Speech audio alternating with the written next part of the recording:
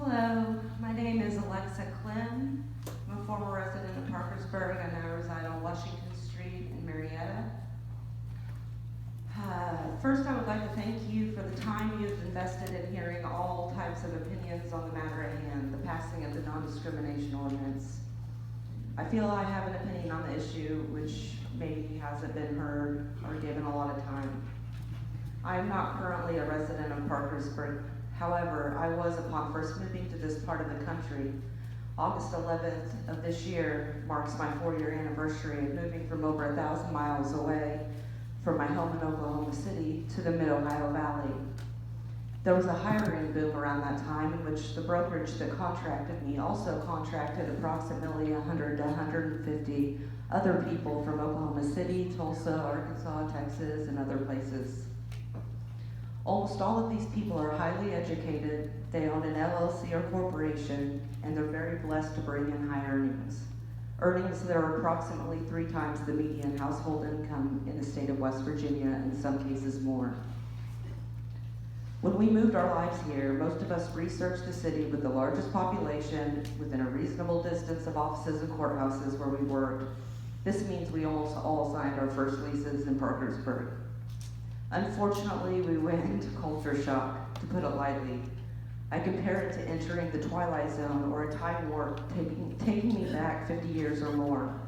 My friends and family back home did not believe the stories that I told them. Within a week of living in Parkersburg, I heard the N-word thrown around freely, and my neighbors referred to people as faggots, queers, and the like. The racism, prejudice, and bigotry infected the air like a thick smog.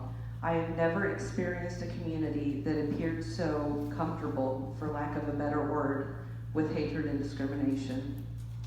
I can speak for many of my colleagues in saying the day our first leases were up, we had moving vans loaded and we were headed out of this town. Most of us now reside across the river in Marietta these days. It feels like a magical oasis compared to my experience living in Parkersburg for 6 months. We didn't just bring our possessions in a moving van when we left. We brought our businesses, our tax dollars, and our spending as well. That is somewhere around 100 to 150 people with 6-figure earnings taking their businesses and money out of your state. Most of us would declare I'd never go back there. However, I feel that you have a beautiful city, a beautiful downtown, and an overwhelming abundance of potential. However, the almost surreal, uninspiring, offensive, derogatory, church-driven, and fear-driven, hateful attitudes towards minority groups in your city is not only beyond my comprehension, but utterly heartbreaking. And I hope you can open your eyes and realize this kind of hatred and discrimination is what hurts your city so much. This city is about 5 decades behind the time.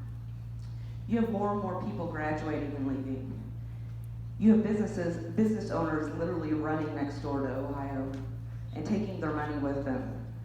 You have teens and children that could be your sons, daughters, nieces, or nephews that want to die and commit suicide because they'd rather be dead than face the hatred, bullying, and misguided perception that they are bad or wrong or choosing who they are and who they are attracted to. The saddest part is the adults, the leaders of this community, condone such behavior. Wake up, Parkersburg. Wake up to how you're treating your disenfranchised communities. Wake up and realize that these people are human beings with the same needs, feelings, and desires for happiness as you.